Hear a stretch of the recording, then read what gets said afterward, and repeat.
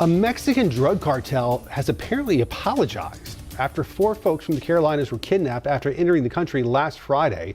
2 of them were killed. An innocent Mexican woman also died. Wake Up Charlotte's Chris Pallone has the latest on that investigation.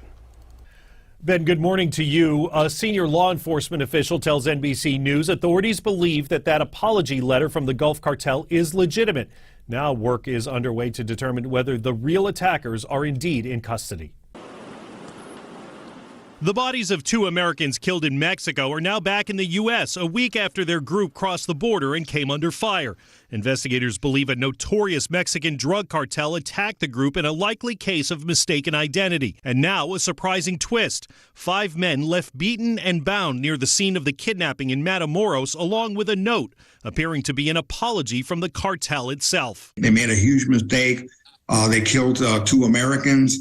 And they know that the Mexican government going after them. They know that we're going to go after them as well. The letter obtained by the Associated Press claims the attackers acted against the cartel's rules. It says in part, the Gulf Cartel Scorpion Group strongly condemns the events of Friday, March 3rd. For this reason, we have decided to hand over those involved. It's unclear right now whether those men in the picture are the actual attackers. Good morning, America! 5 people set out from South Carolina last week to bring Latavia McGee to Mexico for a medical procedure. 1 stayed behind in the U.S., lacking the documents needed to cross the border. The other 4 were attacked and kidnapped. McGee is one of 2 survivors. She watched them die. South Carolina Senator Lindsey Graham now pushing to declare 9 Mexican cartels foreign terrorist organizations. We're going to unleash the fury and might of the United States against these cartels. The cartel ended its letter asking society to remain calm. Mexican police have arrested a 24-year-old man. They say he was found guarding the home where the 4 American victims were located. In Washington, Chris Pallone, Wake Up Charlotte. This morning, the State Department reminding Americans about travel advisories to Mexico following the harrowing kidnapping of 4 Americans at gunpoint that turned deadly. The travel advisory for Tamaulipas State remains at level 4. Do not travel. We encourage Americans to heed that advice. And Tamaulipas, not the only part of Mexico under such a level 4 advisory. The State Department now with do not travel warnings for 6 Mexican states. All right, folks, so the latest thing I'm seeing on my timeline concerns the kidnapping of 4 U.S. citizens and the deletion of 2 of them on the Mexican city border. Now, there's been a lot of videos discussing that particular news item. And there's been a lot of opinions about those 4 Americans in particular. Now, as some of you have known, or if you followed this story, the 4 Americans in question are from, I think, either North or South Carolina. And they drove to Mexico because one of them was getting a tummy tuck. Now, I get it. They pretty much drove there because they thought it would be cheaper, and some of them probably couldn't afford the airfare to Mexico. Hindsight 2020, if they had came up with some funds and took that flight to Mexico, chances are they would be alive today. But I understand people want to go with their friends everywhere. But if they didn't have the dough, then you should have went with the person that did have the money. Really, because how many people do you need for that kind of trip anyway? If they were really going for that, I'm just giving them the benefit of the doubt. There are others that have a different way of thinking this. Some people think that, it was illegal business deal gone bad. And other people, and there's some that think, they went on there some other nonsense. But something, whatever the case, 2 people are gone. 2 people have survived.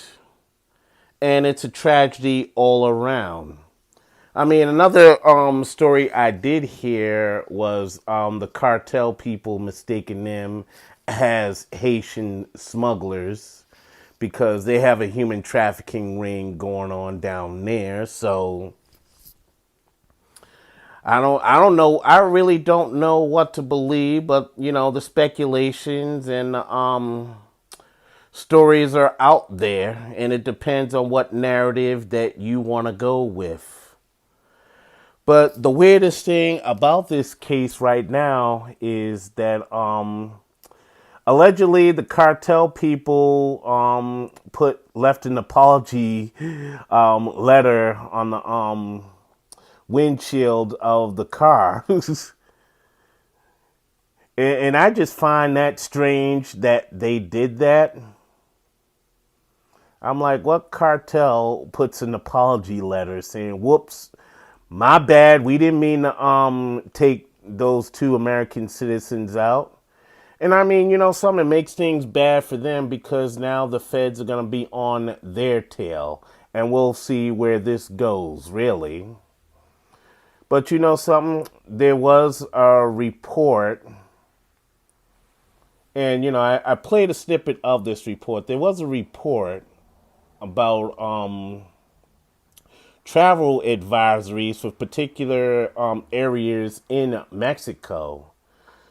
So I don't think really it's a good idea to go to some certain parts of Mexico unless you really did your due diligence on those parts.